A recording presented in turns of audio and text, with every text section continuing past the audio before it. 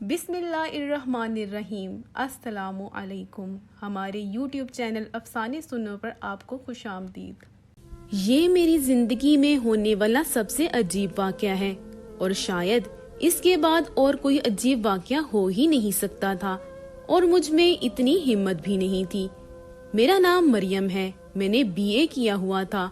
मैं अपनी अम्मी के साथ रहती थी। हमारा इस दुनिया में कोई भी नहीं था क्योंकि मेरी अम्मी किसी की दूसरी बीवी थी और वो मेरी अम्मी को घर से निकाल चुका था। उसने मेरी अम्मी की खूबसूरती देखकर निकाह कर लिया और मैं भी पैदा हो गई। लेकिन जब उसकी पहली बीवी को पता चला तो उसने मेरी माँ को तलाक दे दी और कहा कि मेरी पहली बीवी अगर मुझे छोड़कर चली गई तो मेरी सारे खानदान में कोई इज्जत नहीं रहेगी और गरीब भी हो जाऊंगा क्योंकि सब कुछ मेरी पहली बीवी का है।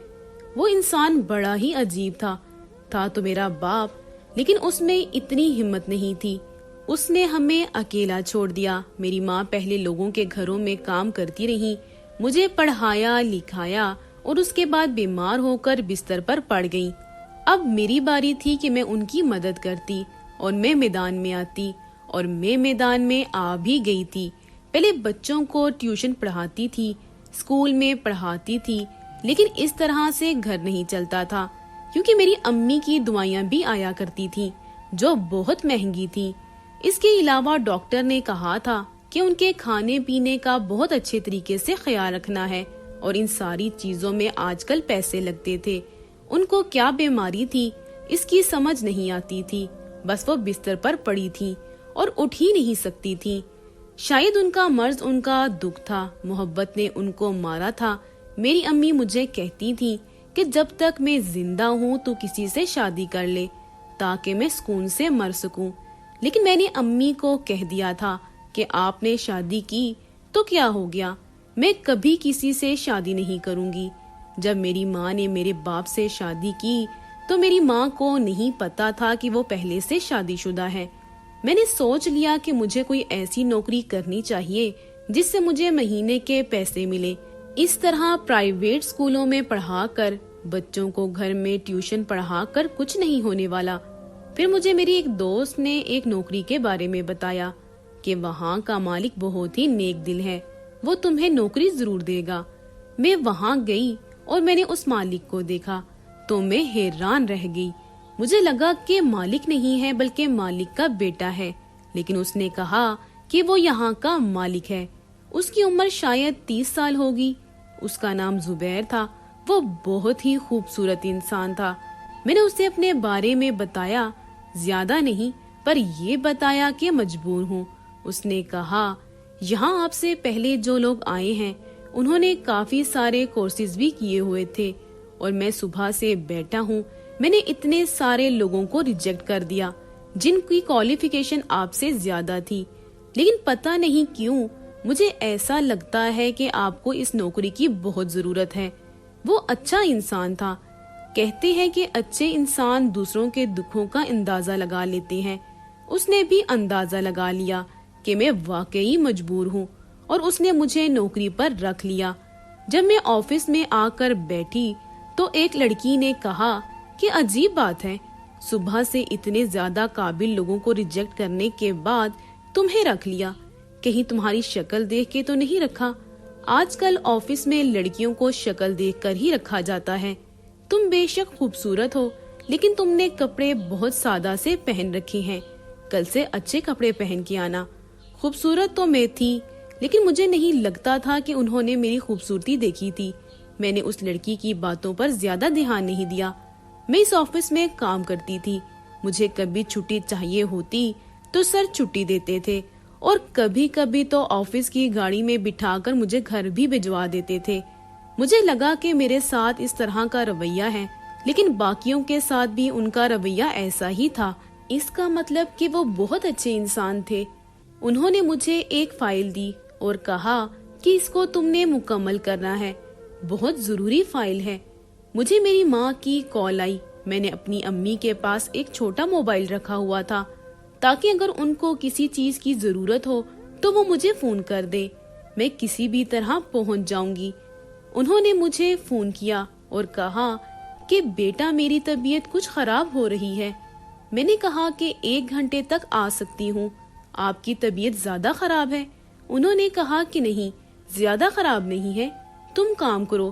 میں نے اپنی امی کو کہا کہ اگر میں نے یہ کام ٹائم پر مکمل کر دیا تو میرا سر بہت خوش ہو جائے گا، آپ کو تو پتا ہے وہ بہت اچھا انسان ہے۔ اور میری امی نے کہا کہ اچھا انسان ہے، اس کے لیے تو اتنا کرنا چاہیے۔ میں اپنے کام میں مصروف ہو گئی، مجھے وقت کا پتہ ہی نہیں چلا۔ تھوڑی دیر کے بعد میں نے امی کو کال کی تو وہ کال نہیں اٹھا رہی تھی۔ بیل تو جا رہی تھی پر کال نہیں اٹھا رہی تھی۔ میں پریشان ہو گئی تھی، سر بھی وہاں سے جا رہے تھے اور میں باہر کھڑی تھی، مجھے کوئی بھی رکشہ نہیں مل رہا تھا۔ انہوں نے مجھے پریشان دیکھا تو مجھ سے پوچھ لیا۔ میں نے بتایا کہ امی کی کال آئی تھی تو میں کام میں مصروف ہو گئی اور ابھی وہ فون نہیں اٹھا رہی ہیں، وہ بستر پر پڑی ہیں۔ انہوں نے مجھے کہا کہ چلو میں تمہیں گھر چھوڑ دیتا ہوں۔ سر مجھے گھر چھوڑنے کے لیے آئے اور وہاں سے جانے لگے۔ جب میری چلانے کی آواز آئی تو سن کے واپس اندر آ گئی، کیونکہ میری ماں اس دنیا سے جا چکی تھی۔ میں نے اپنا سر پیٹنا شروع کر دیا کہ کیوں میں پہلے نہیں آئی، اپنی ماں سے مل لیتی، ان کو بچا لیتی، ان کو ڈاکٹر کے پاس لے جاتی۔ میری حالت بہت عجیب تھی، میں بے ہوش ہو گئی اور مجھے پورے 1 ہفتے کے بعد ہوش آیا۔ تب تک میری ماں کی تدفین ہو چکی تھی۔ یہ سب کچھ زبیر سر نے کیا تھا، لیکن میرے پاس رہنے کی کوئی جگہ نہیں تھی۔ میں گھر میں اکیلی نہیں رہنا چاہتی تھی، کیونکہ مکان مالک بڑا ہی برا انسان تھا اور شرابی بھی تھا۔ ایک دن میں نے اسے کہا کہ میرے پاس پیسے نہیں ہیں، تو اس نے کہا کہ تم سے پیسے کون مانگ رہا ہے، تم بس میرے پاس رہا کرو، کبھی تم میرے لیے کچھ کرو، کبھی میں تمہارے لیے کچھ کروں گا، تمہیں کسی چیز کی کمی نہیں ہونے دوں گا۔ تم نے تو میری بیوی دیکھی ہے نا، کتنی موٹی ہے، مجھے اچھی نہیں لگتی، لیکن تم بہت زیادہ خوبصورت ہو۔ مجھے پتہ چل گیا کہ اس کی نیت خراب ہے، اس لیے میں نے وہ گھر چھوڑ دیا۔ اس گھر میں جو سامان پڑا تھا وہ بھی اس کے حوالے کر دیا، کیونکہ 2-3 مہینے کا کرایہ نہیں دیا تھا۔ اپنا تھوڑا سا سامان لے کر میں اپنے ساتھ آفس لے آئی۔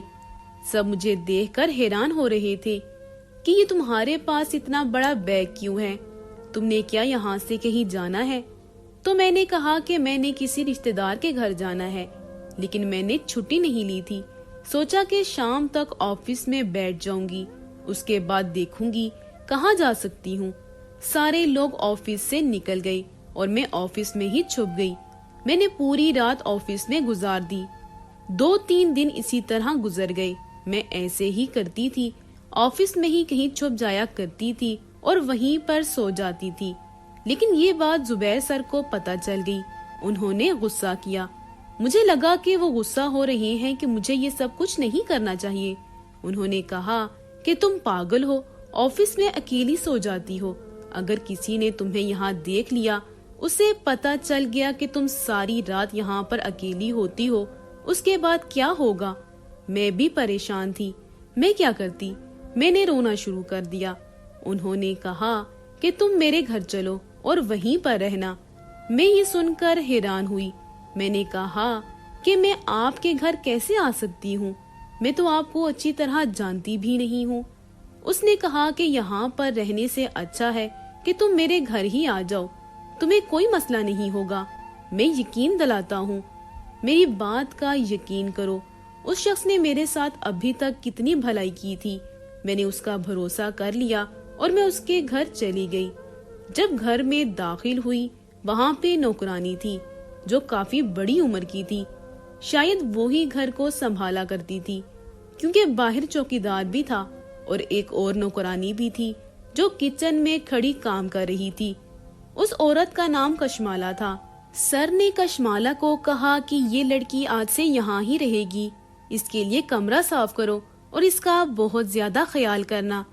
وہ عورت بھی بہت اچھی تھی، اس نے میرا سامان لے کے کمرے میں رکھوا دیا اور کہا کہ تمہیں یہاں پر کسی قسم کا کوئی مسئلہ نہیں ہوگا۔ اس نے کہا کہ کسی بھی چیز کی ضرورت ہوئی تو ضرور بتانا۔ میں نے 2-3 دن سے ٹھیک سے کھانا بھی نہیں کھایا تھا۔ کھانا کھا کے سکون آ گیا۔ उस औरत को भी अपने बारे में सब कुछ बताया। उसने कहा, हमारे साहब बहुत अच्छे हैं, इसी तरह लोगों की मदद करते हैं। उनका अपना भी इस दुनिया में कोई नहीं है ना, इसलिए ऐसे लोगों के लिए उनका दिल बहुत बड़ा है। शाम होने वाली थी। मुझे ऐसा लगता था कि मैं किसी पुरस्कून जगह पर आ गई हूँ। अब परेशान होने की कोई जरूरत नहीं है, और शायद ऐसा ही था। रात हुई तो मेरा खाना नौकरानी मेरे कमरे में ही ले आई। उसने कहा कि आपको 3 टाइम का खाना कमरे में मिल जाएगा। मैंने कहा कि मैं सुबह नौकरी पे जाया करूंगी, तो दोपहर का खाना नहीं खाऊंगी, बस नाश्ता और रात का खाना घर पे खाऊंगी। उसने कहा कि ठीक है। उसने खाना मेरे सामने रखा और वहां से जाने लगी, पर अचानक से पलटी। फिर उसने एक अजीब सी बात कह दी। उसने कहा कि ये घर अब आपका अपना है, आप इसको अपना घर समझें, लेकिन किसी भी चीज की जरूरत हो तो हमें बताएं। अपने लिए किसी चीज की फिक्र ना करें।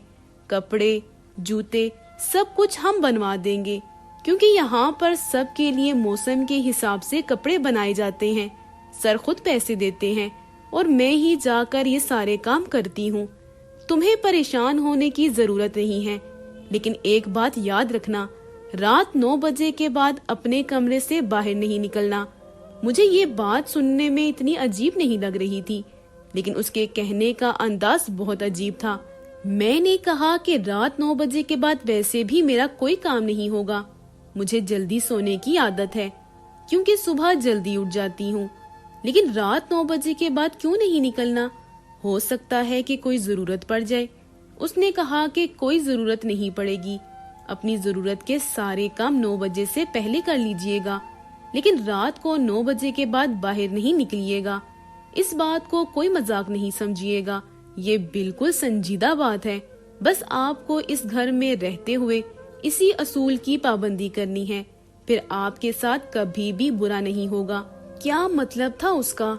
क्या अगर मैं इस असूल की पाबंदी नहीं करती तो क्या मेरे साथ कुछ बुरा हो जाता? मुझे ये बात कुछ अजीब सी लगी। सारी बातें बिल्कुल ठीक कर रही थी, लेकिन उसकी ये बात मुझे समझ नहीं आई। इस बात का कोई जवाब नहीं बनता था। कोई भी इस बात को सुनता हैरान होता और उसके दिल में न जाने कितने सवालात आ जाते। मैं खामोश हो गई। उसने कहा कि मैं आपसे ये सुनने के लिए खड़ी हूँ कि आप 9 बजे के बाद कमरे से बाहर नहीं निकलेंगी। आपको इस बात का एतराफ करना होगा, ताकि आपको इस बात की संजीदगी का पता चले।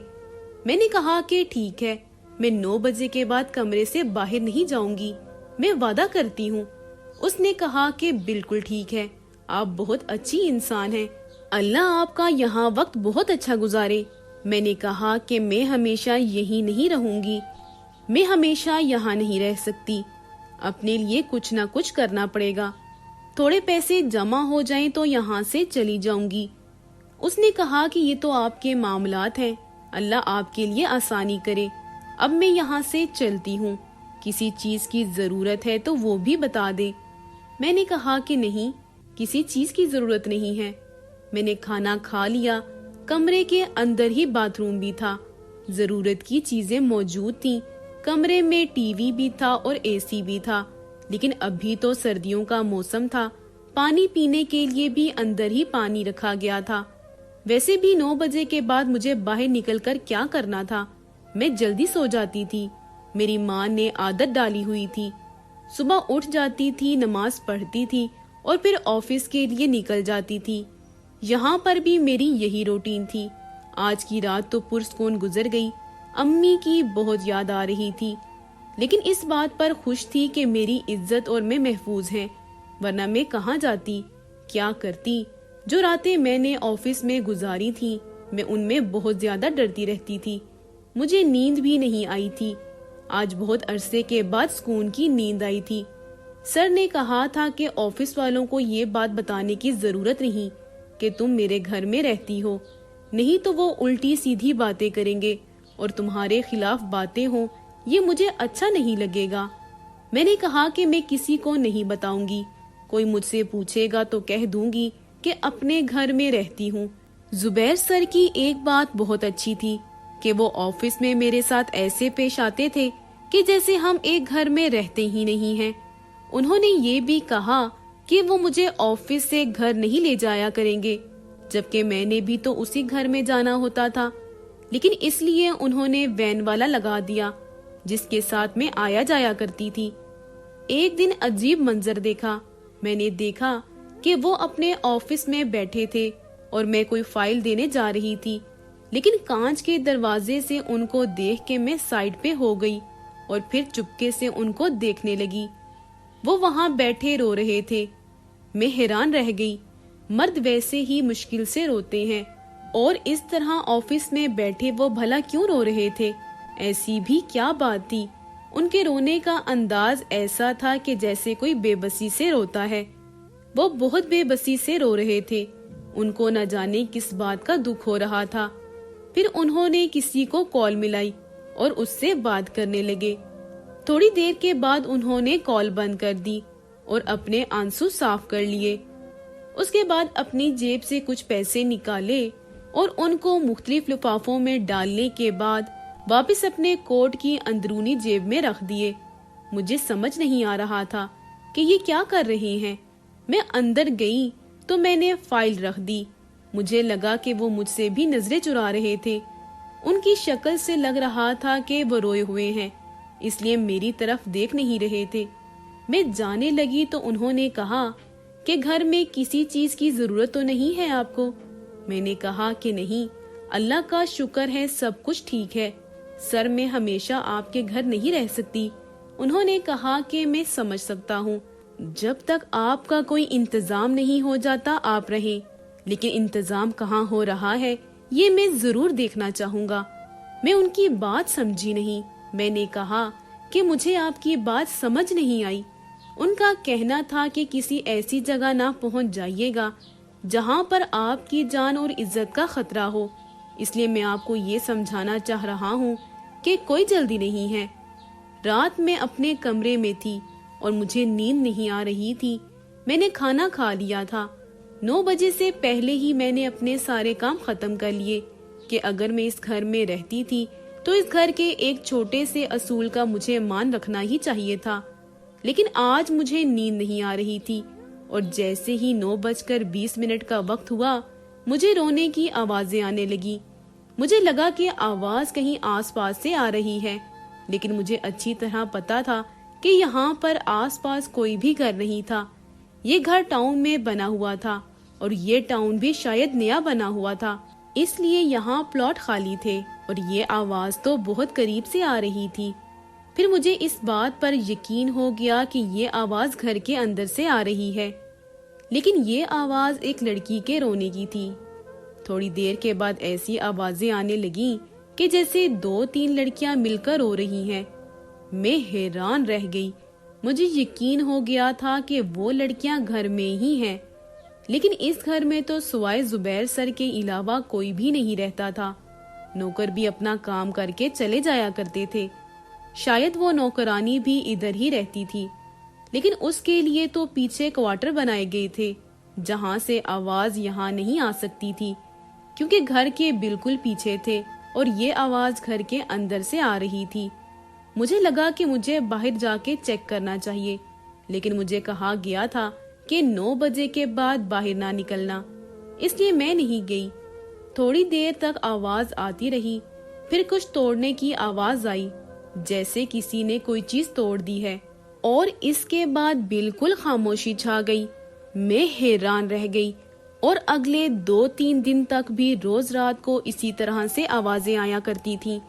میں نے ایک دن کشمالہ سے پوچھا کہ اس گھر میں کوئی اور بھی رہتا ہے کیا، کیونکہ یہ ڈبل سٹوری گھر تھا۔ زبیر سر کا کمرہ اوپر تھا اور میں اوپر کبھی نہیں گئی تھی کیونکہ مجھے کوئی کام ہی نہیں تھا اوپر جانے سے۔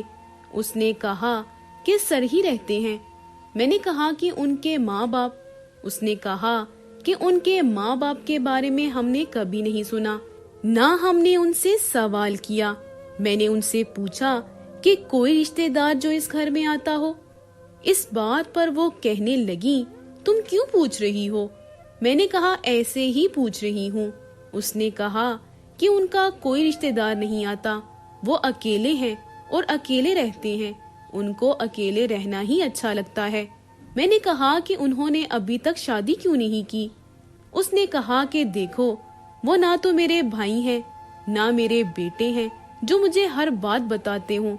نہیں کی شادی تو ہم کیا کر سکتے ہیں؟ ویسے وہ لڑکی ہوگی بہت خوش قسمت جو ان کی زندگی میں آئے گی۔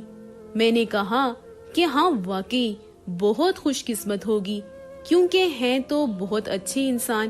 میں نے کہا کہ جمعرات کو میں نے کچھ عجیب سی آوازیں سنی تھی۔ کشمالہ سبزی کاٹ رہی تھی، اس نے اپنے ہاتھ روک دیے۔ اس نے کہا کہ کیسی آواز؟ وہ بنا میری طرف دیکھے بول رہی تھی، جیسے کہ گھبرا گئی ہے۔ میں نے کہا کہ لڑکیوں کی آوازیں تھیں، جیسے وہ رو رہی ہوں۔ اس نے کہا کہ اچھا، وہ صاحب شاید اپنے کمرے میں ٹی وی لگا کے بیٹھے ہوں گے۔ ٹی وی کے بارے میں نہیں پتا کیا، ٹی وی پر ایسی کوئی چیز لگی ہوگی اور وہ دیکھ رہے ہوں گے۔ ٹی وی کی آواز تو تمہیں پتا ہے پورے گھر میں گونجتی ہے۔ میرے دماغ میں یہ بات آئی کہ ہو سکتا ہے وہ ٹی وی دیکھ رہے ہوں اور ٹی وی پر ایسی کوئی چیز بھی لگی ہو۔ لیکن جب ٹی وی پر کوئی فلم یا ڈرامہ لگا ہوتا ہے تو اس کے ساتھ میوزک کی آواز آتی ہے، جو فلموں اور ڈراموں میں ضروری ہوتا ہے۔ لیکن یہاں پر تو صرف لڑکیوں کی آوازیں آ رہی تھیں، وہ بھی اتنی حقیقت پر مبنی تھی۔ لیکن کشمالہ کا جواز بھی اپنی جگہ ٹھیک تھا۔ یہ بھی ہو سکتا تھا۔ اس نے کہا تم بہت سوال کرتی ہو، اس گھر میں رہنا ہے تو چپ چاپ آرام سے رہو، جو تم چاہو گی تمہیں ملے گا، لیکن زیادہ سوال نہیں کرنا۔ سر کو زیادہ سوال کرنے والے لوگ پسند نہیں ہیں۔ میں نے کہا کہ میں ان سے کبھی بھی سوال نہیں کروں گی۔ اس نے کہا کہ مجھے بھی زیادہ سوال کرنے والے لوگ پسند نہیں۔ اگر میں نے ان کو کہہ دیا کہ تم میں کوئی مسئلہ ہے تو وہ تمہیں یہاں سے نکال دیں گے۔ مجھے تو یہ بڑی عجیب لگ رہی تھی۔ اس کا 5 منٹ کے بعد موڈ بدل جاتا تھا۔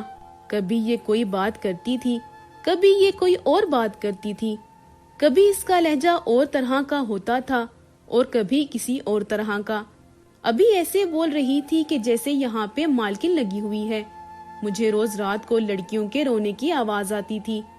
مجھے گھر میں تقریباً 15 دن ہونے والے تھے۔ مجھے یقین ہو گیا تھا کہ یہ ٹی وی نہیں ہے۔ کوئی بھی روز ایک ہی طرح کی چیز ٹی وی پر نہیں دیکھ سکتا۔ ایک دن کشمالہ میرے کمرے میں آئی۔ وہ مجھے پہلے ہی کھانا دے کے جا چکی تھی اور 9 بجے کے بعد کا وقت تھا۔ وہ میرے کمرے میں بنا دستک دیے ہی آ گئی۔ میں نے کہا کہ خیریت ہے؟ تم نے تو مجھے کہا تھا کہ 9 بجے کے بعد باہر نہ نکلنا، تم خود باہر پھر رہی ہو۔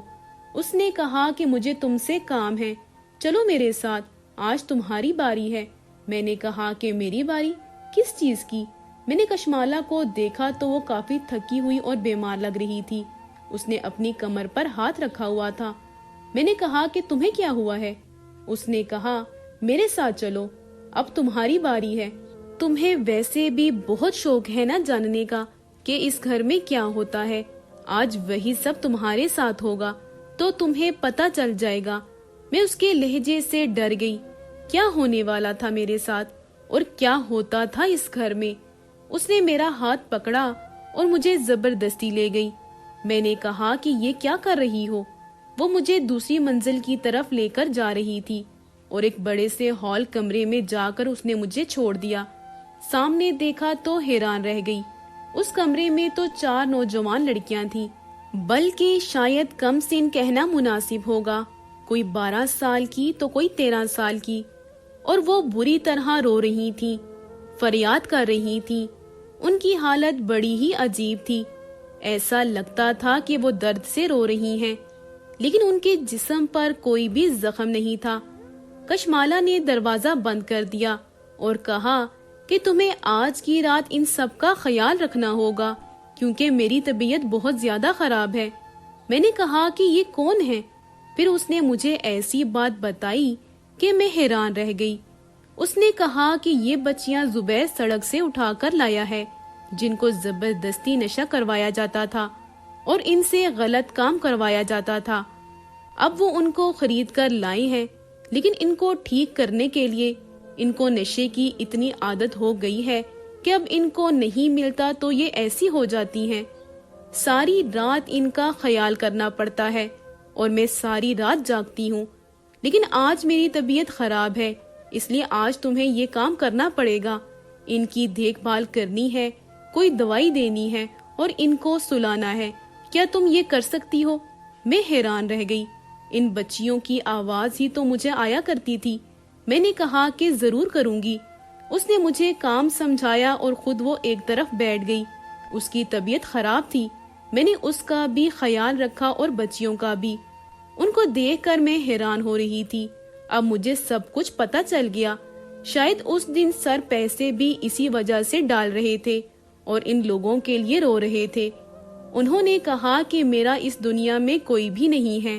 لوگوں کی مدد کرنا چاہتا ہوں، لیکن جب میں لوگوں کی مدد کرنے کے لیے باہر جاتا ہوں تو مجھے ایسی کہانیاں سننے کو ملتی ہیں کہ میں 1 مہینے تک سو نہیں پاتا ہوں۔ پتہ نہیں اس دنیا میں کیا ہو رہا ہے۔ اب میں بھی روز ان کا خیال کرتی تھی۔ یہ بات کم سے کم لوگوں کو پتہ چلے، اسی میں بھلائی تھی۔ اسی لیے تمہیں منع کیا تھا کہ رات کو باہر نہ نکلنا۔ ایک دن میں نے اس سے کہا کہ آپ شادی کیوں نہیں کر لیتے؟ آپ کو ہمت بڑھانے کے لیے کوئی چاہیے۔ انہوں نے کہا کہ کون ہوگی جو شادی کرے گی اور پھر ساری زندگی میرے ساتھ لوگوں کا خیال کرتی پھرے گی۔ میں خاموش ہو گئی اور وہ بھی خاموش ہو گئے۔